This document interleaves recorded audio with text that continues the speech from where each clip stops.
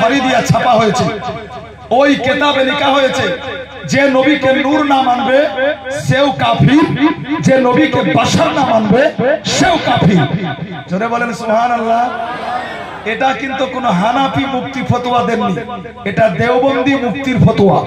Brother, বুঝা গেল আসলে নবীর নূরকে যে সর্বপ্রথম আল্লাহ সৃষ্টি করেছে এটাতে কোনো সন্দেহ নাই। নবীর আলোতে সবকিছু আলোকিত হয়েছে, এতে কোনো সন্দেহ। জোরে বলেন, একটু আওয়াজ দিয়ে বলেন।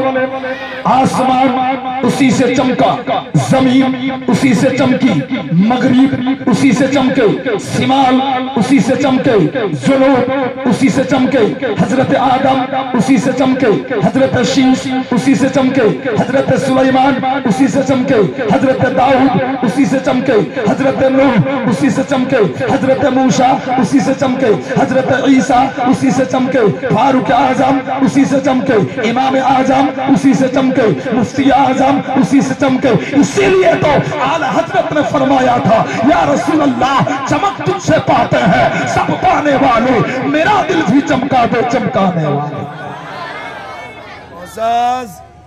এই নূর চমক দিতে দিতে স্থান ত্যাগ করতে করতে আসলো কোথায়? মা আমিনার পেটে। এখান থেকে আপনার মাশাআল্লাহ আমাকে শোনাতে হবে, এটা আবদার। তো মেহমান আমি আপনাদের অবশ্যই আবদার রাখবো। মা আমিনার পেটে যখন নবী আসলেন, দেখুন অনেক মা শুনছেন বাবা, দুনিয়ার থিওরি বলছে কি যে রাত্রিতে মায়ের পেটে সন্তান আসে একজন মাও বলতে পারে না কি তার পেটে সন্তান এসেছে, কিছুদিন পরে জানতে পারে, তাই না বাবা? কিন্তু বিশ্ব নবীর মা আমিনা বলতে আছেন, বলে শোনো, যে রাত্রিতে আমার পেটে সন্তান আছে আমি আমিনা, আমি ওই রাত্রিতে জানতে পেরেছিলাম আমার পেটে নবী মুস্তাফার আগমন ঘটেছে। হে সাইয়্যিদা তাইয়্যিবা তাহিরা আমিনা, এটা কেমন করে সম্ভব, কেমন করে আপনি জানলেন? তাহলে কেমন করে জেনেছিলেন মা আমিনা?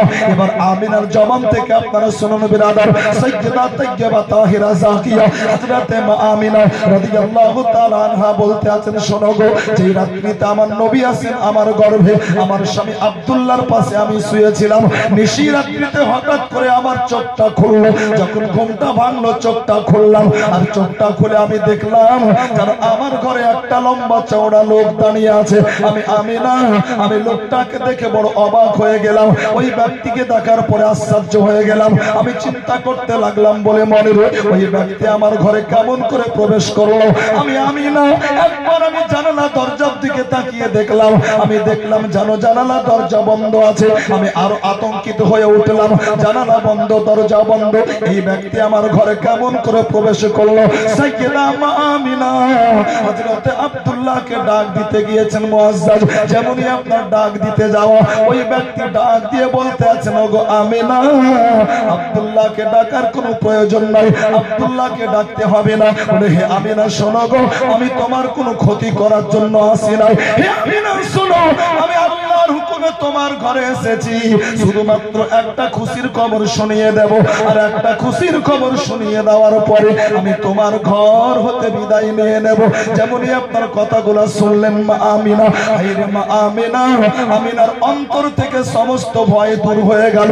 সাইয়্যিদা মা আমিনা এবার নির্ভয়ে জিজ্ঞাসা করতে লাগলেন, বলে বাবা আপনি কে গো? আপনি এত সুন্দর মানুষ, আপনার মতো এত সুন্দর ব্যক্তি আজ পর্যন্ত আমি আমিনা দেখি নাই। আমি খুশির খবরটা পরে শুনবো, আগে আপনার পরিচয়টা আমাকে জানিয়ে দিন। যেমনই আপনারা বলা ওই ব্যক্তি বলেছিলেন, ওগো আমিনা, সত্যি তুমি আমার মতো কাউকে দেখোনি, তবে আমার পরিচয়টা একটু জেনে নাও। হে আমিনা, আমি দুনিয়ার কোনো জিন নই, হুর নই, পরি নই। হে আমিনা, আমি তামাম ফেরেশতাদের সরদার, আমার নাম হচ্ছে জিবরিল আমিন। আমিনা, আমি আল্লাহর হুকুমে আজ তোমার ঘরে এসেছি, শুধুমাত্র একটা খুশির খবর শুনিয়ে চলে যাব। হে আমিনা, দুনিয়াতে অনেক মা আছে, অনেক মা আগামীতে আসবে, কিন্তু তোমার মতো মা আর কেউ হবে না। তার কারণ তোমার মতো নসিব ওয়ালি আর এজন্যই হবে না, তার কারণ আমিনা গো আজ তোমার গর্ভে আকা মুস্তাফা রহমাতুল লিল আলামিন নবীদের সরদারের আগমন ঘটেছে। আর একটু জোরে বলেন সুবহানাল্লাহ। সাইয়্যিদা মা আমিনা বলতে আছেন এইরকম করে, জিবরিল আমিন আমাকে বলতে আছেন বলে আমিনা তুমি একজন নবীর মা হতে চলেছো। জিবরিল আমিন বলতে আছেন ও আমিনা আল্লাহর হুকুমে আজকে তোমার ঘরে আসলাম, আর তোমার ঘরে এসে আমি তোমাকে খুশির খবরটা শুনেলাম।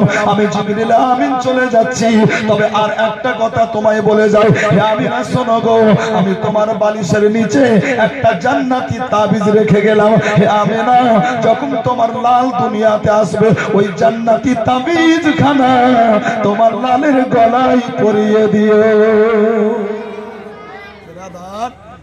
এই তাবিজে কি লেখা ছিল এটা সোশ্যাল মিডিয়াতে যাবে, পারবা না, জবাব আমি দেব। ওই তাবিজের যে কালামগুলো, যে কথাগুলো লেখা ছিল, যদি আজও আপনার ওই কথাগুলো লিখে কোন বাচ্চার নাম এবং তার মায়ের নাম সহকারে লিখে দিয়ে বাচ্চার গলাতে বা হাতে বেঁধে দেওয়া হয়, তো ওই বাচ্চাকে আপনার নজর লাগবে না। কি লেখা ছিল? তো ওই জান্নাতি তাবিজের উপরে লেখা ছিল আল্লাহুম্মা ইন্নী উইযুহু বিসসামাদিল ওয়াহিদি মিন শাররি কুল্লি হাসিদিন। আমি আরেকবার বলছি, যদি পারেন তো মুখস্থ করে নেন, না হলে রেকর্ডিং করেন, পরে আস্তে আস্তে মুখস্থ করবেন। নবীর জন্য জান্নাতি তাবিজ জিবরিল আমিনের মারফত মা ফাতেমার বালিশের নিচে রাখা হয়েছিল, যাতে লেখা ছিল আল্লাহুম্মা ইন্নী উইযুহু বিসসামাদিল ওয়াহিদি মিন শাররি কুল্লি হাসিদিন। জিবরিল আমিন বলতে আছেন আমিনা ওই জান্নাতি তাবিজটা তোমার লালের গলাতে পরিয়ে দিও। সাইয়্যিদা মা আমিনা বলেন এরকম করে আমি জানতে পারলাম প্রথম দিনই আমি কোন নবীর মা হতে চলেছি। সাইয়্যিদা মা আমিনা বলেন যখন 25 দিন আমার পেটে মুস্তাফা আল্লাহ পাকের একজন প্রিয় পয়গম্বর হযরতে আদম আলাইহিস সালাম আসলেন, আমাকে বলতে আছেন বলে আমিনা সত্যি তুমি ভাগ্যবতী পূর্ণবতী নারী, তার কারণ তুমি নবীর মা হতে চলেছো। নবী পাক আকা মুস্তাফার আম্মি জান সাইয়্যিদা মা আমিনা বলেন যখন দ্বিতীয় মাস আমার পেটে মুস্তাফা, তো আল্লাহর মুআজ্জাজ মুকাররম পয়গম্বর হযরতে শীশ আলাইহিস সালাম এসে আমাকে বলেছিলেন বলে আমিনা সত্যি তুমি ভাগ্যবতী পূর্ণবতী নারী, তার কারণ তুমি নবীর মা হতে চলেছো। সাইয়্যিদা মা আমিনা বলেন মুস্তাফা আমার পেটে মাত্র 2 মাস। হযরতে আব্দুল্লাহ এসে বলেছিলেন বলে আমিনা আমি তোমাকে মক্কায় রেখে শাম যাব ব্যবসাতে। হযরতে মা আমিনাকে শাম আপনার মক্কাতে রেখে হযরতে আব্দুল্লাহ তার শামে চললেন। বিরাদার নবী পাক আকা মুস্তাফা চলতে চলতে মায়ের পেটে 6 মাস। হযরতে আব্দুল্লাহ যখন আপনার শাম থেকে ফিরে আসছিলেন, তো যেটার নাম এখন মদিনা, মদিনার একটি জায়গার নাম হচ্ছে আবওয়া। আবওয়াতে আসার পরে জনাবে আব্দুল্লাহ রাদিয়াল্লাহু তাআলা আনহুর ইন্তেকাল হলো। আল্লাহু আকবার। বিরাদার আকা মুস্তাফা মায়ের পেটে সাইয়্যিদা মা আমিনা আপনার স্বামী হারিয়েছেন।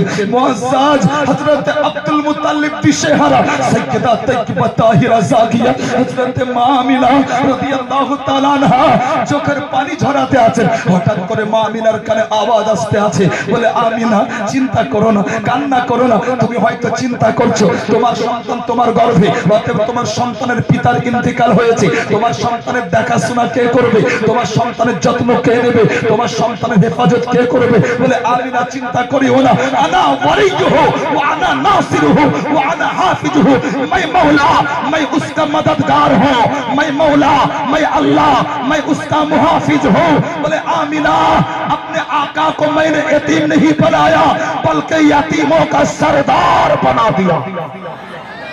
नारे तकबीर, नारे रिसालत, नारे रिसालत, जश्न ईदे मिलादुन नबी जिंदाबाद जिंदाबाद।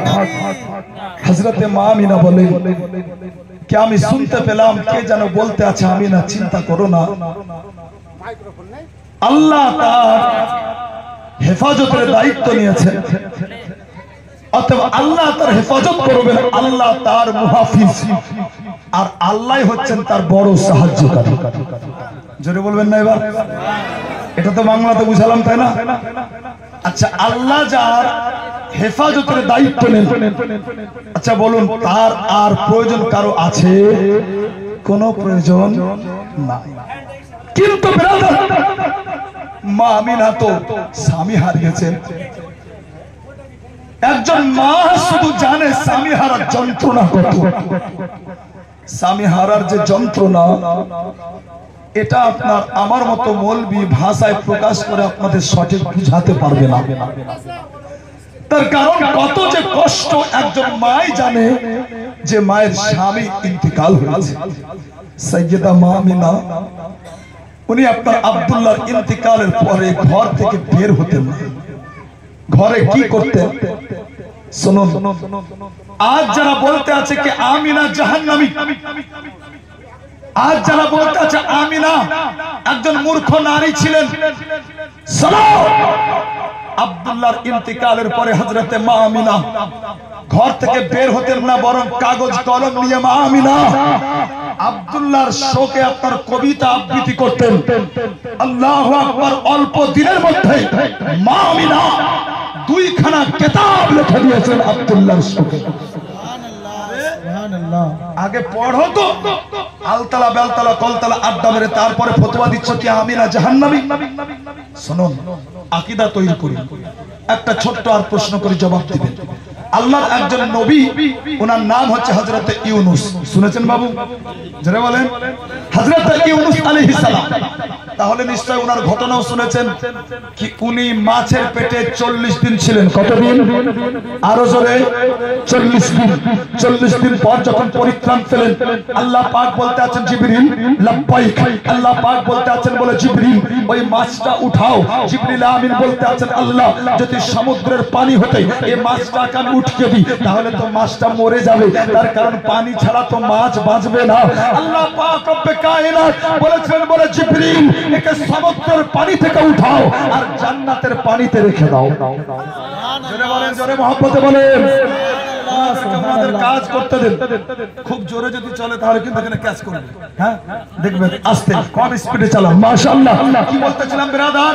আল্লাহ বললেন কি মাছটাকে উঠাও, দুনিয়ার পানিতে থাকবে না, মাছটা থাকবে আমার জান্নাতের পানিতে। আরো জোরে বলেন। আছে কোথায়?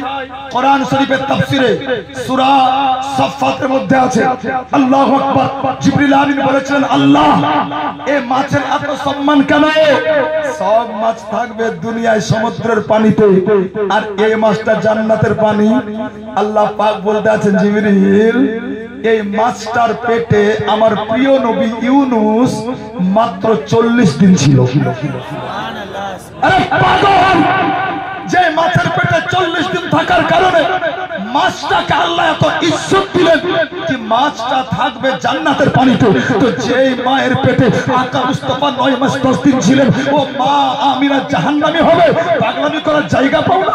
সীমা লঙ্ঘন করার একটা লিমিট থাকে, লিমিট ক্রস করেছে। শোনো, মা আমিনাও জান্নাতি, আব্দুল্লাহও জান্নাতি। সুবহানাল্লাহ, সুবহানাল্লাহ। নারে তাকবীর, নারে রিসালাত, নারে রিসালাত। ইয়া রাসূলুল্লাহ মিলাদুন নবী জিন্দাবাদ, জিন্দাবাদ। নারে তাকবীর, আল্লাহু আকবার। তো মুআজ্জাজ সালাত।